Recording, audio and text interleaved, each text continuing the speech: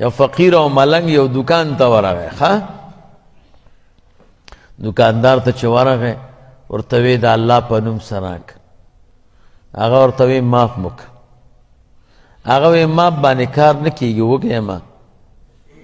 او ډوډۍ پیالمه روپۍ راکا او شته د سره هغه وی معاف مو کړه وی دی جواب نه دی وږی او روپۍ د سره شته راکه روپۍ راکه چې به ډوډۍ وانم دکاندار ورته غصه شوی په خبره نه پوهېږي وی نه بس په دې پوهېږم چې روپۍ راکړي بس هغه ورته کلکه څپېړه ورکړه ویې وهه هغه د سترګو نه اوښکې را روانې شوې او مولوي صاحب دکان نه چې راکوز شو دکاندار بیا دکان پاکاو بس د دکان نه راوغورځېد او پښه یې ماته شو خلکو دا ملنګ راونیو ملنګ معنا درځي پاکستان کې یو پم و ملنګ سینجي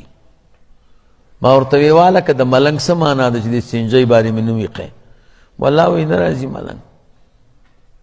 ملنګ فارسي ده ښه فارسی کې لنګ ګوټ ته وایي ملنګ څه معنا د دین په کار کې ځان مه ګوډوه او دا چرسونه چې سکي کنه دا ملنګ نه وي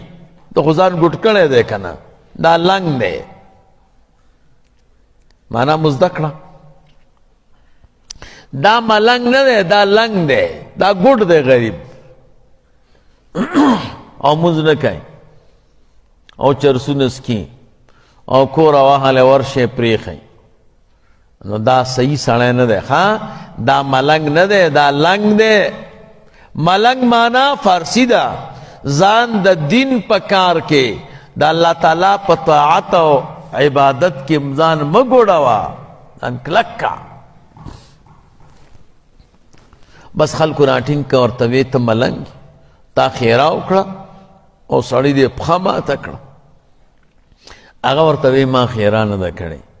د چې زه ووهلم که نه نو ما صبر وکړه او صبر متعلق الله فرمایلی دی ان الله مع الصابرین الله تعالی د صابرانو سره دی نو والکه چې ستاسو دو ملګري په لار رواني او یو ملګري باندې څوک حمله وکړي نو دا بل ملګری پې غیرت کوي که نه کوي کوي پې نو خو ما سره به الله ملګری شه که نه نو د ما ته څپېړه راکړه او الله ده ته ورکړه نو پښه یې ورته ماته کړه ذهن کې مو خبره کینی نو صبر خو تریخ شی هم دی او ګران کار هم دی خو ګورې مزې هم پکې ډېرې دي